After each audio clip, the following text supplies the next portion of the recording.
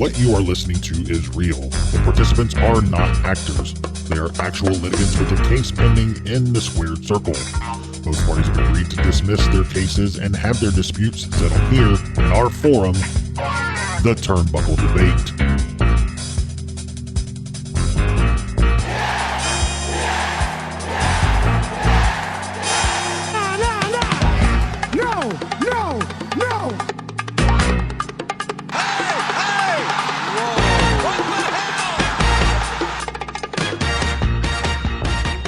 What's up, everybody? Welcome back to the Turnbuckle Debate. It is me, Tom, the OG Fit Kid. And I'm Chad. And joining us today, our very special guest, our Tavern brethren. We got J-Bone, John Swallow from Coming Down the Aisle. What's up, buddy? Oh, Lord, it's hard to be humble when you're the master debater in town. What's up, dudes? Dude, it's been a minute since you've been on a debate. Been a hot minute, yeah. Been running a rough shot with the shoot job and moving to a new place, but finally got a schedule down pat so now I can get back on the debate. So I'm happy to be here. Hell yeah, man! And Tom disappears for 2 months, comes back, and then slides into the hosting chair like a champ. Let me tell you, man. This is not an easy job. Sneed makes it look so friggin' easy. And the whole time, I'm just making sure I say, welcome back to the Turnbuckle Debate, because I think I'm going to say Tavern. And but he does it so smooth, that guy. He's so good at it. I know. I hate when he misses. Everything's come up. He's putting together the new studio, so I get it. But man, when he isn't here, it puts such a stress on, like, oh God, he's so good at it and we're not. I just looked when we came into the room and I saw that you loaded the whatever these are called, and I'm like, oh, I'm in the hosting seat. Oh yeah. I never move myself. It's just out of pure laziness. The less work I have to do on an overlay, the better. So I just keep myself in the same spot. Yeah, but you work like 3 friggin' jobs. You're up all the time. You could. You're the least lazy in the group. Let's just say. J-Bone overlays. J-Bone, let us know. You guys have a big show for the Raw Down. You guys are previewing WrestleMania. This comes out on Monday, so Mania has already happened, but you guys will be this Thursday breaking down Mania and also coming down the aisle, firing on all cylinders. Let us know what's going on in your world, man. Yeah, so if you like you said, if you're listening to this on Monday, we did the predictions of WrestleMania. You can still go back and check it out if you want. See how right I was and how wrong everybody else was. And then you can also see, this coming Thursday, me being crowned as the new Raw Down World Heavyweight Champion, the one, the only, J-Bone. You and Marco, man, you guys got to step up because Anthony is on this he's on this Roman Reigns streak right now. But the last time I will say, Marco, all he had to do was get the time in, and he didn't put the time in at all, and he even had it in the chat box, and he would have won. All he had to do was input Sid, and he didn't hit Sid. But correct me if I'm wrong, you still have that Money in the Bank briefcase. I do have the Money in the Bank. So whenever Money in the Bank, holding on for it since I was on the show. Oh yeah, baby. I love that. That's long term booking right there. Yeah. I'm gonna strike it whenever I can use it. Oh, it is Mania time, so maybe it's time for a cash in if you don't. Yeah, here comes the money. Yeah. Coming down the aisle, you can head over to comingdowntheaislepod.com. This last week, I had Mike, who is known as the Dusty Rhodes guy. You've ever seen his impersonator. He was actually in the ring with Cody, a couple weeks back when they were, I think, New Jersey. But that dude is hilarious. And he's got some good stories. He's met Michelle Runnels and Dusty's daughter, and of course Cody interacted with them a good bit. So check that out. And check out also, we got my other partner, The Ultimate Miles. We do the list, and we do top 10 of something, breakdown of something. We'll have a new one. I think we got one coming up with Jake Roberts, top 10 Jake Roberts matches. So that's awesome. I'll be forever indebted to Mike, Dusty Rhodes guy, because he's the one who got me on TV with CM Punk. Yeah. He's great.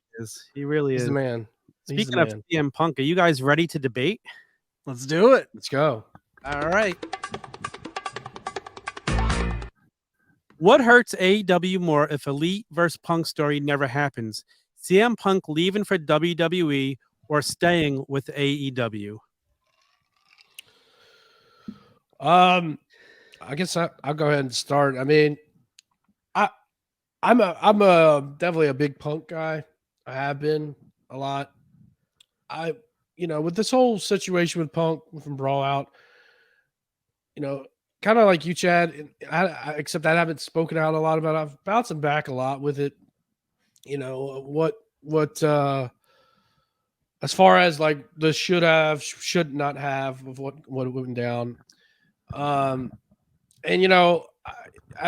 was trying to let my bias out, be not to be influenced in like decision, just get straight to the point, and I said, I was disappointed with Punk with the whole situation, but I think there was some situations where both sides were wrong.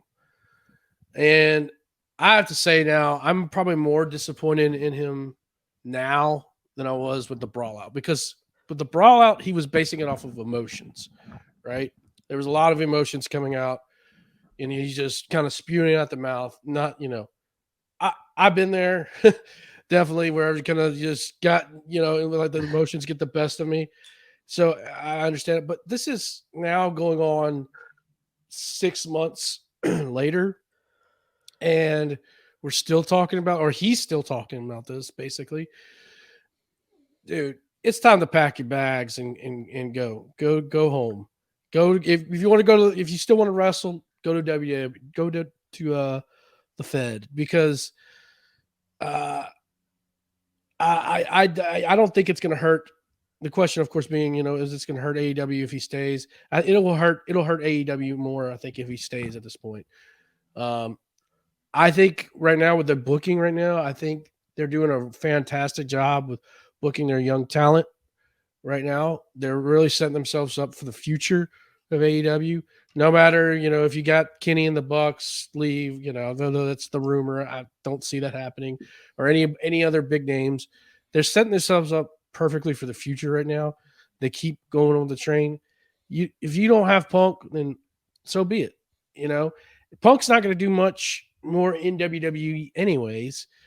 Not any more that he has done already. What's he going to do? Main event at WrestleMania that he's finally, been crying about for all these years, So I say it's going to hurt more if he stays. Wow. I mean, I agree with you, J-Bone. I've been on Punk's bandwagon the whole time until we actually, like, a lot of stuff I was basing it off of, like, oh, we're hearing secondhand stories. Now we see him posting shit on Instagram on his own. That's not secondhand shit anymore. So this is making me like, dude, you need to grow up or stop. Like, this is just ridiculous. If you're really this much of a cancer to the company, then I just want you gone. And I love the guy, but listen, if we don't get the payoff in the story, man, this could be turned into such a beautiful story, like a real life story. Like, if we don't get that, this could be that amazing story that AEW hasn't had yet, that could get everybody's eyes on it if somehow they play it right and give us the payoff. Like, that's why the caveat of this question is if that story never happens, because Tom, I'm with you, man. Like, I feel like that anytime Punk gets brought up, that's where everyone goes of like, man, this Elite Punk story could be the next. Take that off the table. If they're not willing to do business, but he's still going to be in the company. What? Oh man. I mean, I can't see him going back to WWE.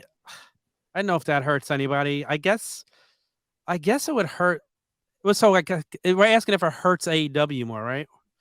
I mean, the guy is their number one merch seller, and he hasn't been on TV since September. So of course, him leaving hurts them more.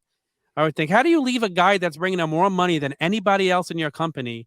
How does it not hurt? Like put on your big boy pants, dude, and let's start playing nice with other people. You don't have to get along with them. So you think him going to WWE hurts AEW more? Yeah, like he makes so much money for that company. Yeah, I'm going with that one. I know you're going to change my mind in about 30 seconds, Chad. So go ahead. I'm with you. I mean, I do think losing.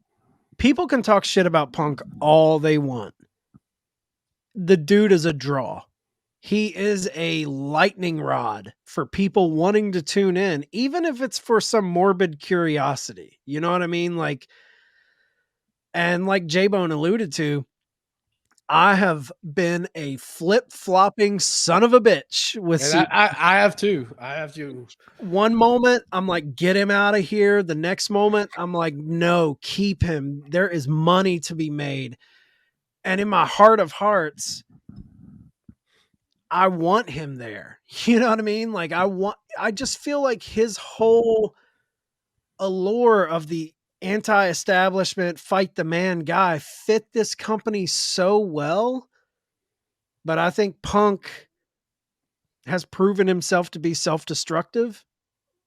And he's put his foot in his mouth so many times since Brawl Out. Not so many times, that's overstating it, but man, I want it to happen so bad. I want him to be there. I want everyone to get along. And I'll be honest, man, when that text in our group thread came through showing what Punk put on his IG story, I fucking threw my phone down. I was like, again? Dude, we were on our way.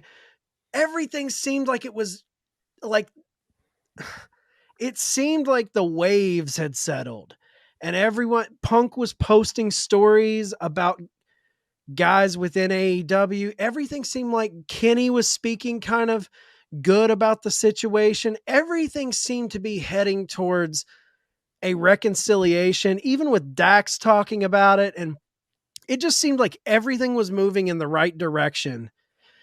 And not only do you comment on it in a negative way, Punk, I think, doubled down in the self-destructive mode and threw a fucking grenade into any hope we had of him coming back when he targeted Moxley and Jericho. That is like Tony Khan's brain trust. I believe right now Tony Khan has 3 active wrestlers who he leans on, and that's Moxley, Jericho, and Bryan Danielson. We have heard that Tony Khan said those 3 guys in the wake of Brawl Out, those were the guys who kind of rallied the locker room. And now you're going after Jericho, who had the balls to get behind this fucking company when no one believed in it, when it was just a quote unquote t-shirt company, when CM Punk sat on the sidelines and wouldn't take a deal from Tony Khan because he was too nervous and he didn't know if it was a sure thing. So he wanted to sit back and wait and see how they did. Jericho had the nuts to not sit back and wait and see what they did. He rolled his fucking dice on the table and said, I'm going to gamble with this guy because I believe in this.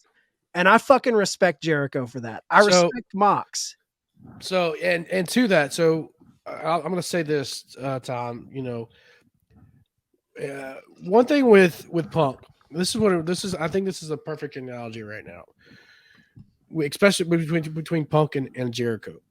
If you go back Monday Night Wars, okay, Hollywood Hogan leading the way, right? He's called Hollywood Hogan for a reason, okay? He would use his creative control, sit back, stroke his Fu Manchu, say that's not going to work for me, brother, right? And that hurt a little bit of the booking. Is that what killed WCW? Absolutely not. The AOL Time Warner merger is what killed WCW. But Hogan using that creative control card didn't help things a lot, and it created an animosity in the back.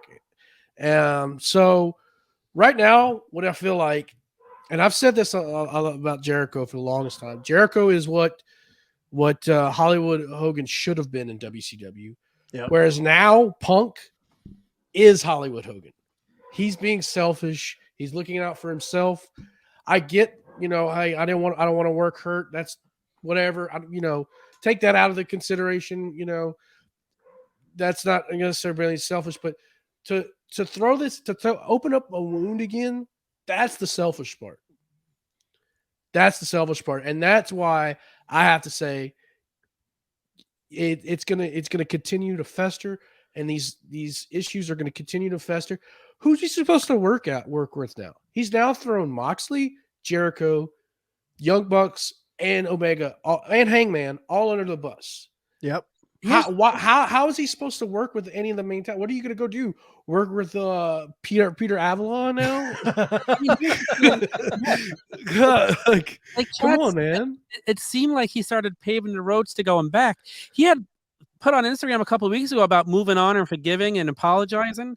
Like, is this for real? Is this guy bipolar? Because his mood seems to change. It seems like it might be.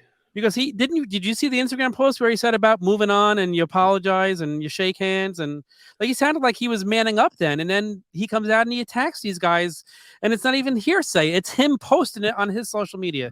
So I don't know what's wrong with this guy. He just likes, like, he's self-destructive. It sounds like a guy who truly is bipolar.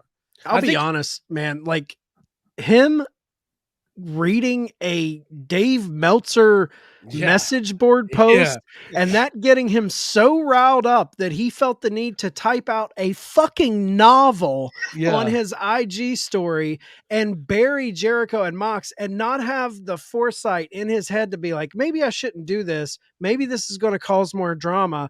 And he sends that off. That's some straight up bitch shit. Let's be honest. Like, it is. That's not, and he's going, if you were to talk to Punk about it, Punk's gonna be like, no, I'm standing up for what I believe in. I'm not gonna fuck off, dude. You're being a little girl about it. If he's such a fucking man, why does he delete it then, like, just a couple hours later? Like, if he was a man, he would have left it there. Because he's trying to get himself over. He knows it's going to get the eye of the internet wrestling community, and he's taking it in. If you really want to get some therapy and put it out there and say that you're going to do that, this is what you do, Punk. You open up your phone, go to your notepads, and type out what you want to say and read it back to yourself and say, do I want this to go out in public? Probably not. Okay. Delete or save it in the notes file. Right. Let that be your therapy moment there. One of the things I've started to do with myself just as of recently is before I make a decision on something, I'm starting to say, okay, what's going to happen if I do it this way? What are the consequences going to be? And that's exactly what he has to do before he starts saying shit and posting shit. Like, you got to realize what's going to happen afterwards, not just do it in the moment. And he just doesn't do that. So, I think go ahead. The thing that bothers me the most about him is he is one of these people that likes to trumpet the old school. Terry Funk wouldn't do it like this. Like he likes to. Do you think Terry Funk would be bitching and blasting the inner workings of the backstage bullshit on social media? No. So you're a complete, he likes to bill himself as this. He has this punk rock honor. I'm going to stand up and fight the man. But dude, you're just playing into the social media bullshit of the day. You're doing the same thing you complain about. And you're in your 40s. But just to state straight up for me, they will lose money. They will lose ratings not having Punk there. 100%.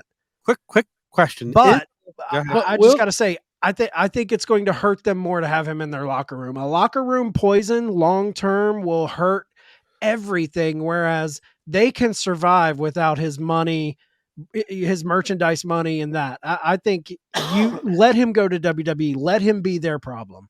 Listen, when he left after Brawlout and the Omega and the Bucks were off TV, AEW Dynamite was fine. They could survive without anyone. So, even people thinking, oh my God, they can't survive without Kenny or the Bucks, they can. They have, and they will. Can, but I will say, I think Kenny and the Bucks are more vital to this company than CM Punk. 100%. They are the elite. That's what the company was based off of. And let's be honest, dude.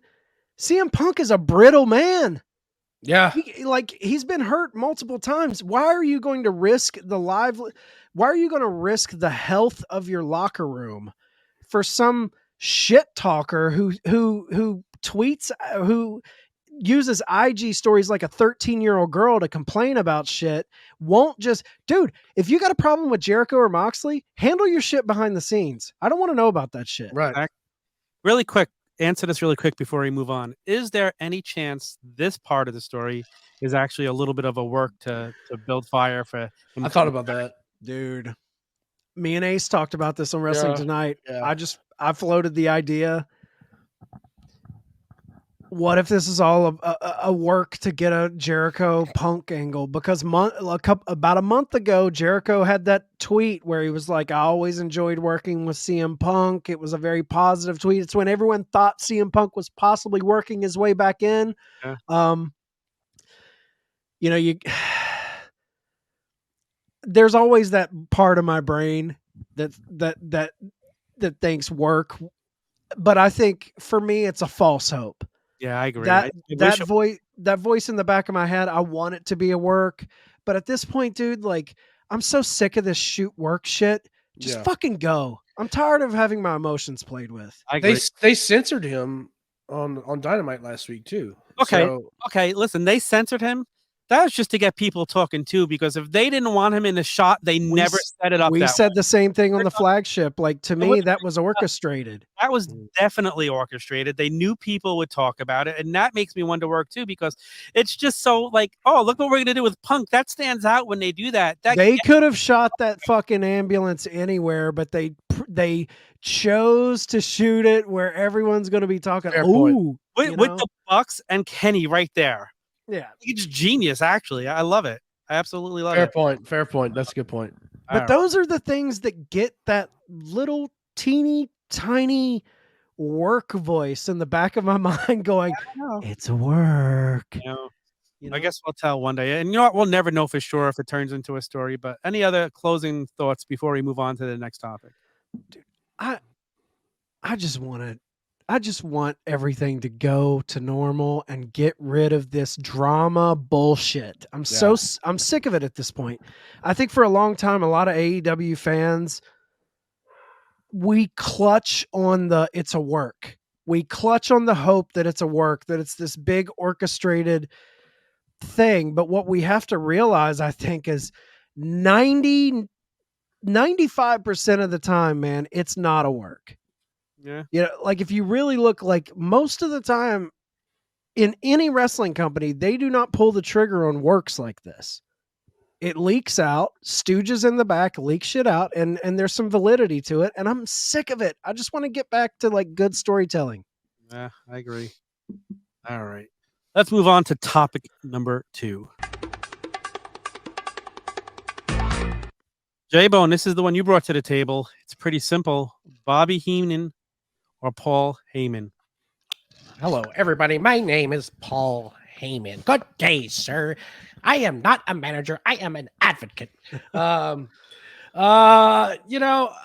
you asked me this 2 years, this is become kind of a tough question for me as of late. And you could go different ways. If you're talking just managerial stuff here, 2 years ago, let me back up here. 2 years ago, all day Heenan, this is a layup. Easy for me to answer this. If you're talking just on a managerial level, definitely Heyman has definitely crept up a lot closer to the Heenan train. You could also go overall performer, and contributor to the business. Now, as well too, because both these guys were, very, very positive for behind the camera and in front of the camera, right? So let me back up here. So if we're going on a managerial, just a kayfabe journey, okay? Bobby Heenan, he's managed Andre the Giant, of course, Ravishing Rick Rude. He's King Kong Bundy, brief stint with Ric Flair. That's a pretty good pedigree right there. Mr. Perfect, wasn't he in there? Mr. Perfect, yes. I'm sorry, Mr. Perfect. Yep, 100%. Brainbusters, yes. Heyman, he's got a pretty good legacy himself. You go back from WCW with the Dangerous Alliance. You got Steve Austin, Arn Anderson, Ravishing Rick Rude. Medusa, Bobby Eaton. I don't think I'm missing anybody on that. Zabisco, yes, thank you. Sorry.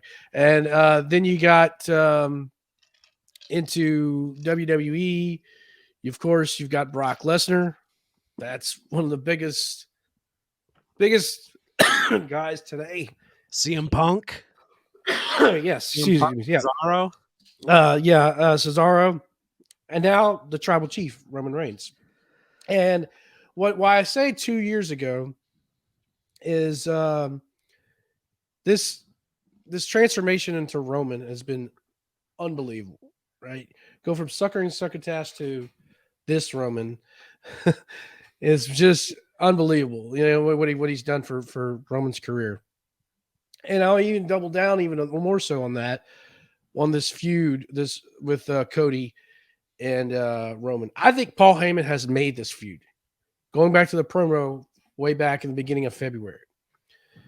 I mean, that was all real, but it was at that moment I said, okay, this is going to be special, you know?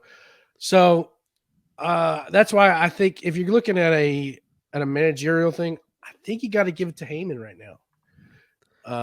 If you're talking about an overall contributor to the business, I'm still going to give it to Heenan, because Heenan was also a worker.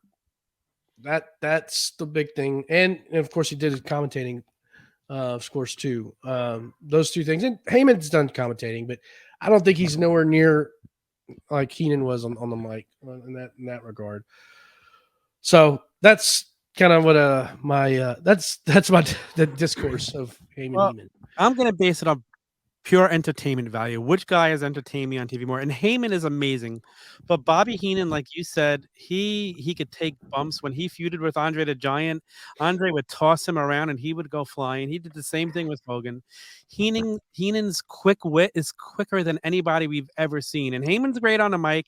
I enjoyed Heyman when he was the announcer on Raw too, but like you go back, if you listen to Extra Cool, they had WrestleMania 8 and the lines they were just rattling off from Heenan. The guy is pure gold on the mic. He was a great manager. His match versus the Warrior, where he put him in the weasel suit, like the guy was pure gold. He was so entertaining. Again, Heyman, he's entertaining as well. Little things. I don't even know if you noticed. I think it was when he fought Sami Zayn at the last pay-per-view. I noticed Heyman, a Jewish guy in the background. All of a sudden, you see him doing the sign of the cross when Sami Zayn almost beat him in the window. You just want to be happening to looking at him at the time.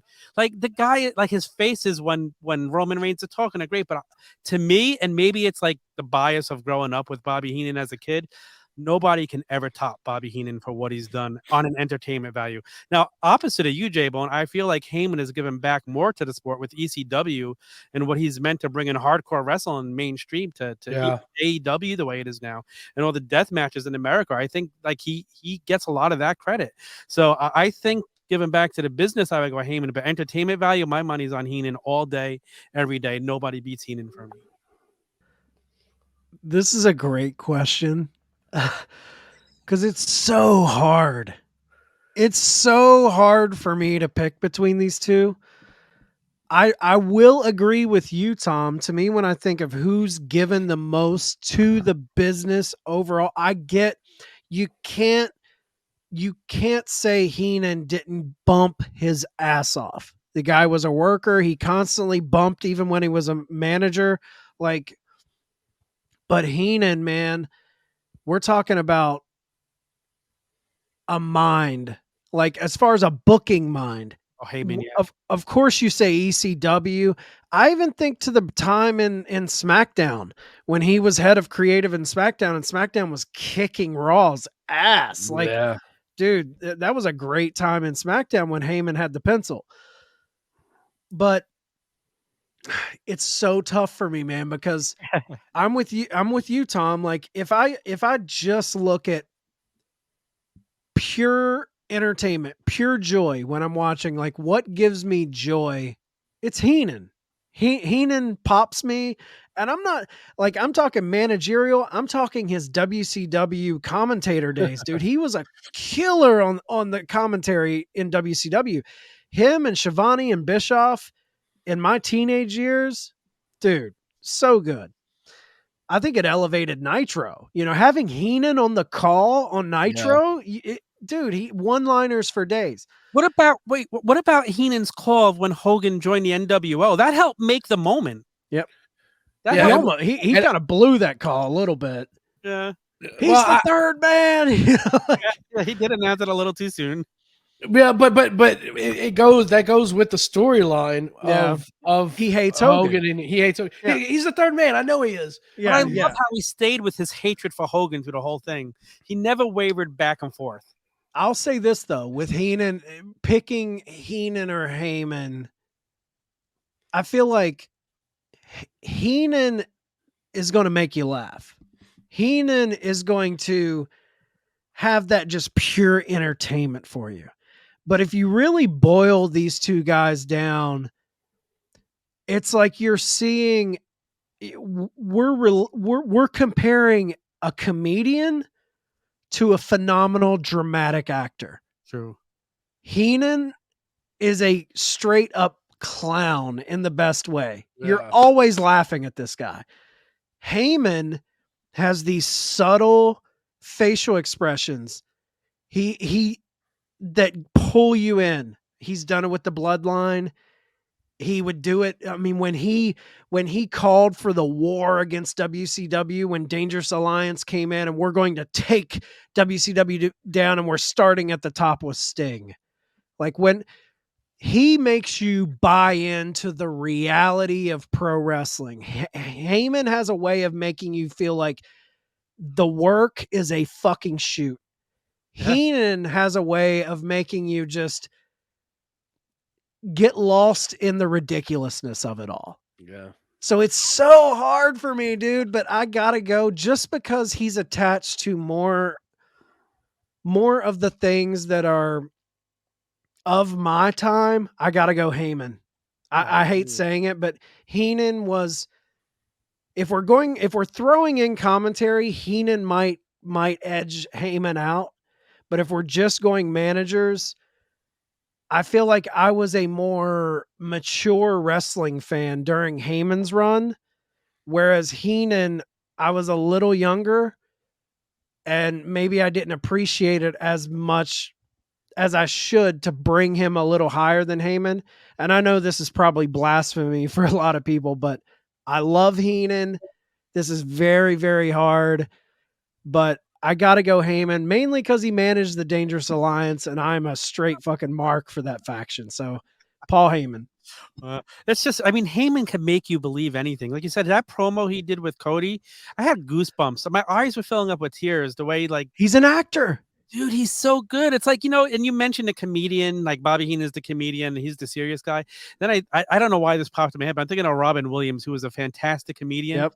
But yet he could also go so serious when he acted. Like, that has nothing and I don't want to downplay Heenan. Like when Heenan would get serious, like you can even go back to those AWA promos when he was managing Nick Bockwinkel. Yeah. He was funny, but when he had to get real, he would get real. But when I think Heenan, I think comedy. When I think Heyman, I think fucking Oscar worthy actor. I'll tell you, now you got me thinking about Heyman being serious. Do you remember when he was in a ring with Ken Patera when he got out of jail? When Ken Patera was Heenan got serious then, and I'm thinking back to it now, how great he was in it. So I don't think he had the opportunity to be serious enough. Although when he walked out with Andre on Piper's Pit, and he had that seriousness to him too. So like, wow, now you got me thinking about this. What a great question this is. Holy smokes. Yeah, and when going back to that Piper's Pit, that immediately turned Andre. Andre didn't have to say anything. He walked out with Heenan because. But even Jesse credit to Hogan. And Hogan did too. He goes, "What are you doing with this guy, brother?" Yeah, so good. Wrestling. Wow. And then Hogan's bleeding and Piper's there. Hulk, you're bleeding. Like these two guys hated each other a couple months ago. It's just crazy how the roller coaster ride they take us on, both of these guys. Dude, Heenan with Ric Flair in his first run in WWF. He fed a Flair.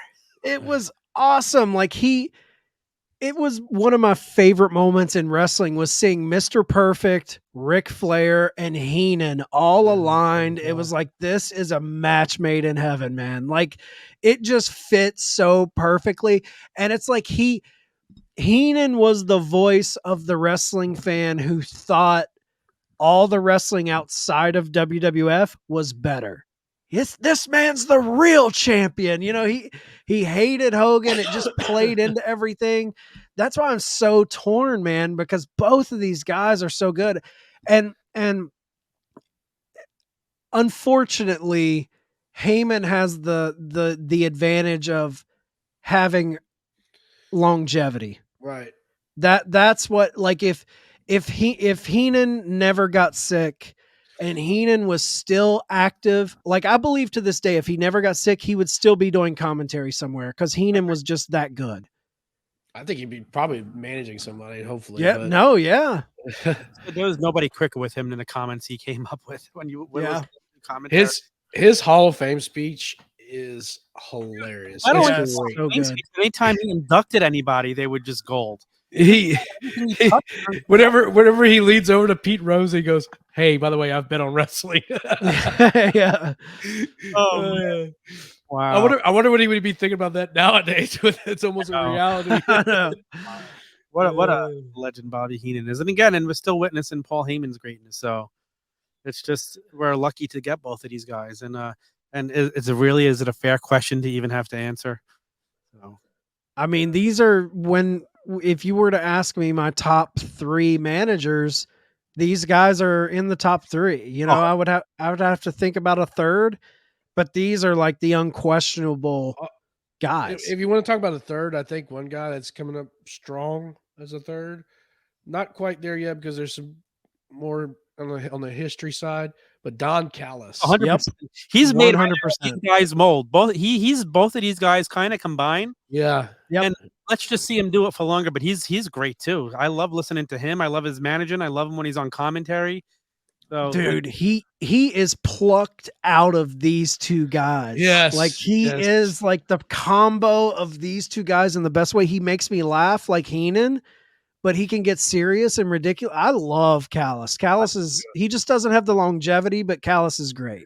Yeah. And Callis still has time to prove himself. He's got plenty of time left in this business. So and he's in a storyline right now where he's starting to kind of spin a web behind Kenny Omega's back, which is getting interesting. So it's very interesting. Any closing thoughts, guys, before we move on to topic number 3?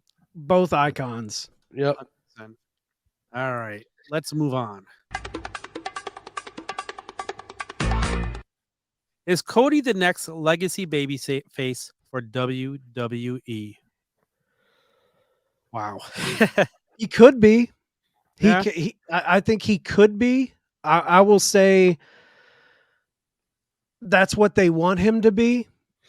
I think he's proven himself to be a star in a way that I don't think many people thought he could be. I think a lot of people thought he would just fall back to the undercard, or not the undercard, the mid card when he went back to WWE. I think he's a lot more over than Cody haters thought he would be. But I will say,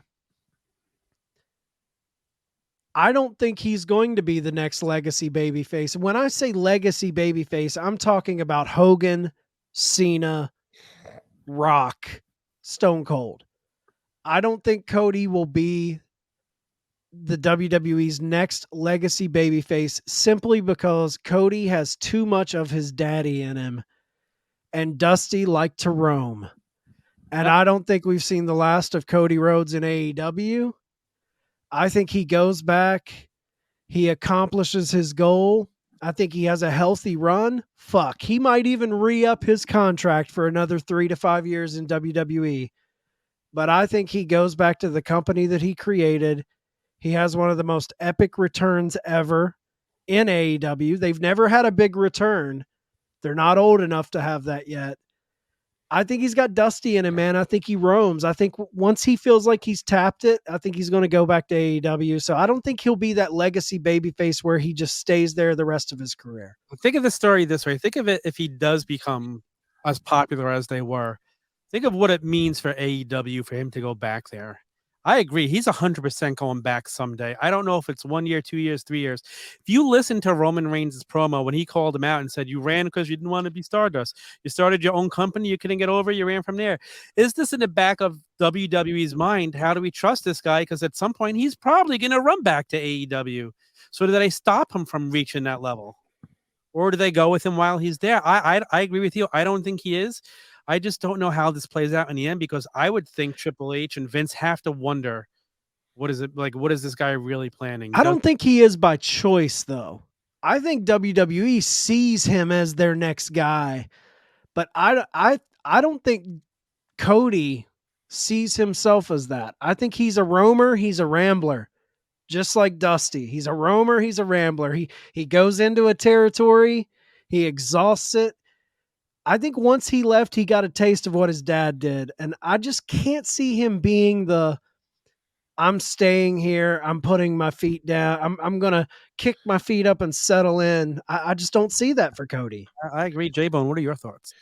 Well, you said it, something that was interesting. It depends on what you're talking about, legacy babyface, okay? Because and how long that is. That's I think that's the debate really here. Because you have Hogan, who of course he was there for 10 years. You got Austin, who was there not that long. 6, 7. 6, 7, yeah. You could throw Brett in there too. Brett was, 4 or 5 years. Then of course you got The Rock, of course. He wasn't there that long. Cena was there a long time, of course, still there technically. It's interesting with Roman. Do you consider him a legacy babyface? I don't particularly. No. Nope. So, but I consider him as the guy, right? He is the guy right now.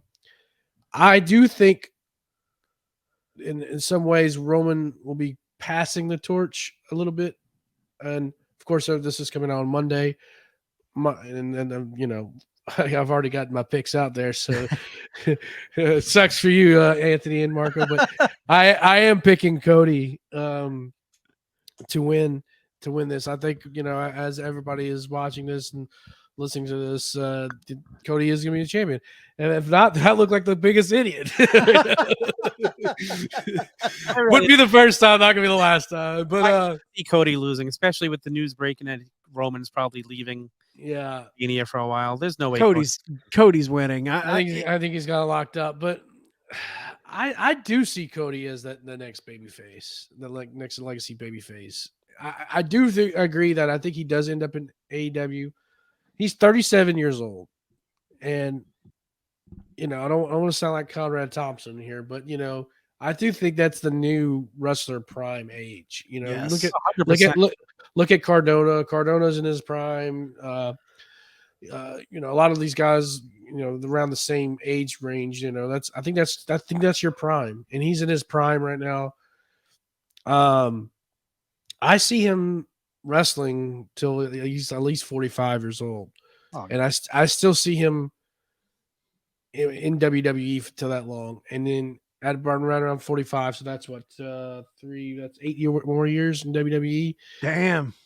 And do those final 2 years in AEW, just send it off.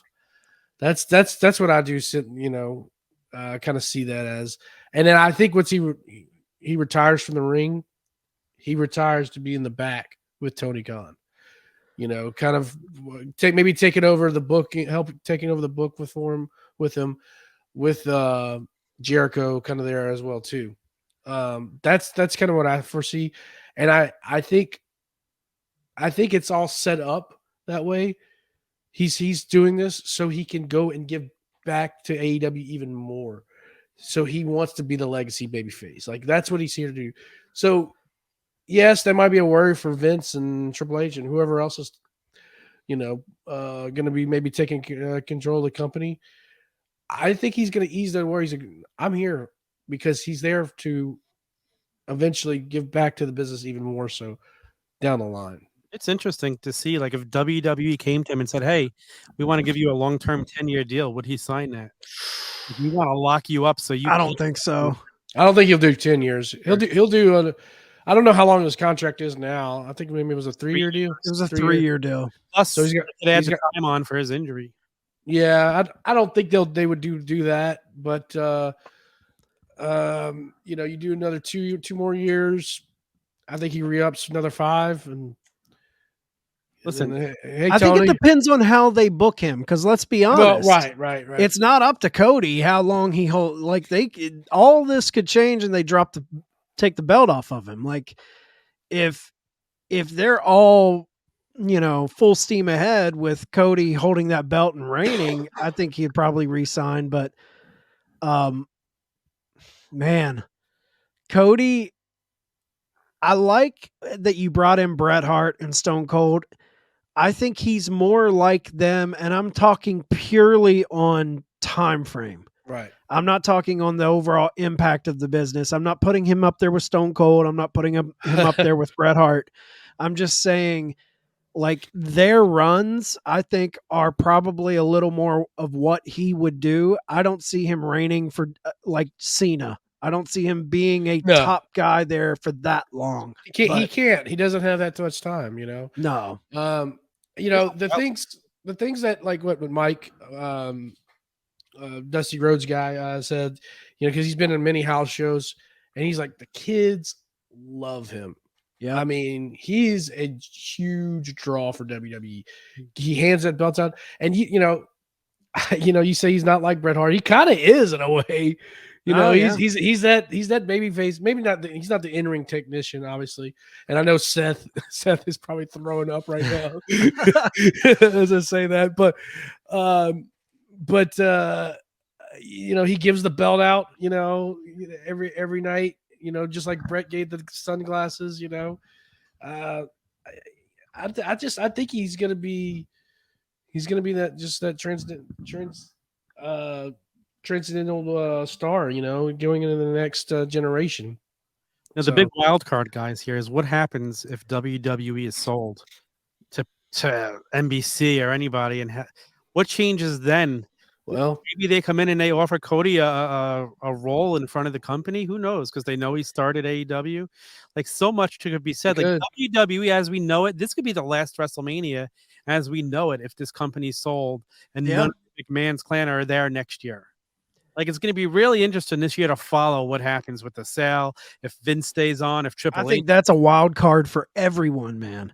Depending on who it sells to. If this company sells to Saudi, we could see a drastic roster shakeup. Oh, yeah. There could be a lot of people leaving this company. Who knows?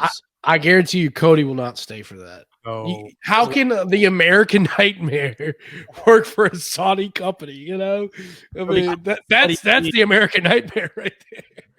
Here, my thing with Cody locking in and being that guy for them, Cody just seems to me like someone who constantly wants mountains to climb, who constantly wants challenges.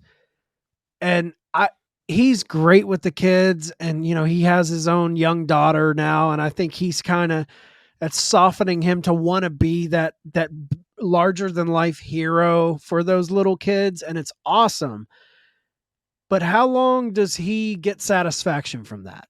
Yeah. You know what I mean? Like, how does he get bored with being in that role? Does he eventually want to conquer something new? And he always seems like someone he doesn't like to just be complacent in a spot and go through the motions. I feel like even being the guy is like, would he like to be the guy for 4 or 5 years? Like, would he get tired of that? That's the questions that come into my mind, because I'm like, he seems like a guy that constantly wants a new challenge, that wants to, in AEW, he wanted to be that babyface, and the fans just did not want it. He had to leave to go get it. And I think he made the right choice. I think he fits what he wanted to present, fits WWE better. He's on the biggest stage of them all right now, but the big mountain is getting that title that Dusty never got.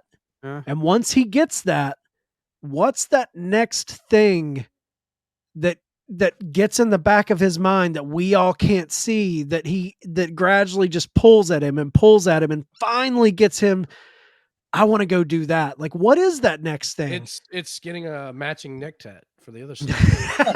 yeah, exactly. No, but seriously, like, you got me thinking now back to his AEW run and the things he did to try and get over, going through a burning table and burning the hell out of his back. Yeah. He had that ladder match with Sammy that was just crazy. He's going to want to do Crazy. that stuff again. He's over now, but he enjoys doing that stuff that makes the real, like, holy shit chants and the stuff that leave us on the edge of our seat. Sure, he had great matches with Seth Rollins, great wrestling matches. I'm sure the match with Roman is going to be great, but he can't do in WWE that he did in AEW or on the Indies or in New Japan. He can't do the stuff that a pro wrestler wants to do these days. I think by 43 years old, if he's 37 now, he signed a 3-year deal. They tack a little time on. He signs another extension for 3 more years.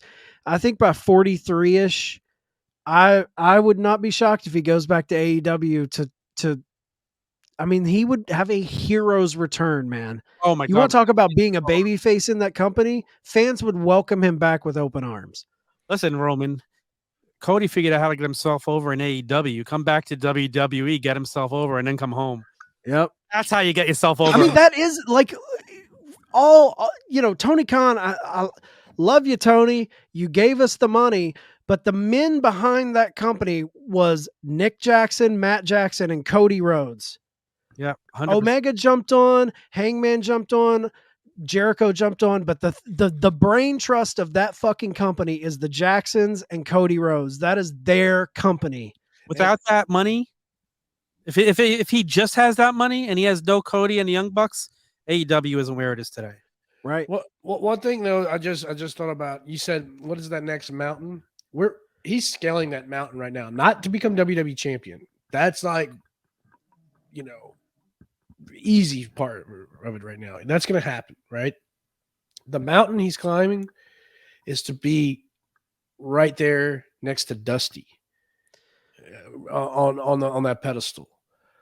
And I know that's a dangerous mountain to climb. And that's the mountain he's climbing so that he can go to AEW and just be Dusty. That's all he wants to do is be Dusty.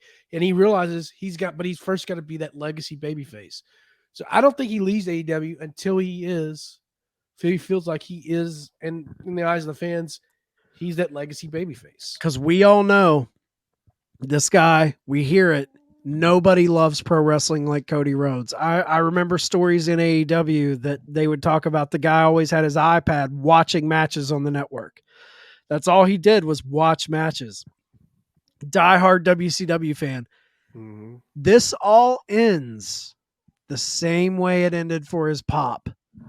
And that's sitting in the back, talking to young talent, booking stories.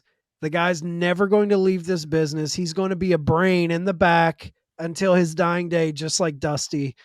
And, it might be WWE, it might be AEW. We'll see. But I think Cody is in it for the long haul.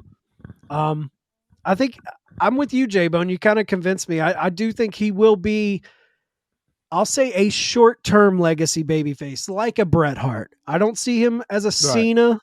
No. But I see him having a impactful run maybe for 5, 6, 7 years, and then we'll see. I think then it's time for him to move to greener pastures. I'm fine with that. I absolutely could see that happen. And you know what makes wrestling great is having a guy like him bounce back and forth. Because that's when wrestling is at its best. When guys were bouncing back and forth between WWE and WCW. That's what it's all about. It's so much fun. It makes wrestling greater. And I can't wait till we see more guys bouncing back and forth. And I'm going to be honest. I'm not too excited for this Mania, to be honest with you. I'm not either. And obviously this is already aired, so yes, I was not excited. yeah. But one thing that last year's meeting that really intrigued me was, is Cody going to be there? That was one of the handful of things I was really excited about. And when he debuted, I was just like, I watched it back like probably about 4 or 5 times that night. Like, just couldn't believe it. Like, I've said it 100 times. I'll say it again.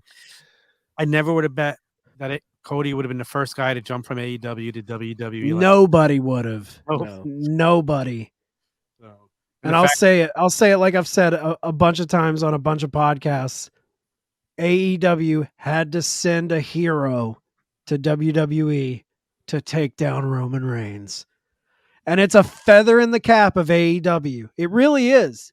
Like point. I know my AEW Mark card is coming out here, but the fact that proves you that say what you want about that company. Oh, it's a spot company. Oh, there's turmoil in the back, blah, blah, blah. But at the end of the day, the fact is a gimmick made and popularized in AEW was the person they went after to bring back and have this monumental return at Mania. And now a year later, he's going for the world title. American Nightmare, I know he did it on the indies, but the general wrestling public who watches on national TV came to love Cody Rhodes from All Elite Wrestling. And say what you want, I think that is a feather in AEW's cap. That's what they wanted. That's who they went after. That was the guy. Dude, Vince McMahon, who lets nobody keep their names or gimmicks anywhere else, let this guy come in exactly who he was with the same music and the same entrance untouched. And you can say, I know people are going to say, oh, but it was just to hurt AEW and take one of their guys away. Dude, they're putting him in the main event of WrestleMania. It was more than that. It was more than just hurting AEW. I think by the time we get to WrestleMania 50, we're going to look at this WrestleMania, this main event, as one of the best main events of all time. I do think that, even though I'm sour on the rest of the card, this main event right here is going to be amazing for a couple of reasons, because you got Cody and Roman, right? But you basically have AEW versus WWE in WWE. It really is. You're right. So dude, what did he do? What did he do at the Rumble? What did he do? He threw up the too sweet. Yeah. He pointed at the Mania sign. He gave the gun. He gave a kiss. What did the Jacksons do? The Young Bucks retweeted the hand emoji and the water pistol emoji. And that wasn't some fucking inside, hey, it's all a work thing. That was just saying, hey guys, what we built got me here. Yeah. What we built got me here. That's and I love that. I love that he's still cool with those guys, man. Yeah. He's still cool with those. And I love Cody, man. I love Cody. Cody. And he refuses to talk about what happened, like what that personal issue, which all the respect in the world. He's a going pro. Back, especially going back to the CM Punk. I'm thinking too. Yep. So, I mean, this was a great debate. What great 3 topics we had, J-Bone. This was so much fun. Any other comments before we close it out, guys? Great questions, great topics. Always love having J-Bone on. Yeah, and thank you guys. I really appreciate it. Tell the people where they can find you, J-Bone. Coming down the aislepod.com. You can find me there, but really you can find me. You can find my ugly mug every Thursday night on theturnbuckletavern.com on the Raw Down. Guys, thank you so much.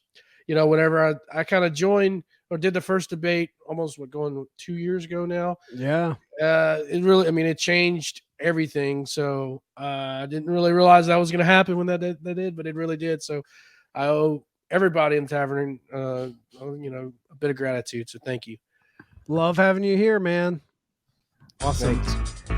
All right, guys, that'll wrap it us for Tom, get your shit in. yeah. Get on Twitter and Instagram. Big night every Tuesday, 7 p.m. Me and Mike Belcaster. So next week, guys, court is dismissed.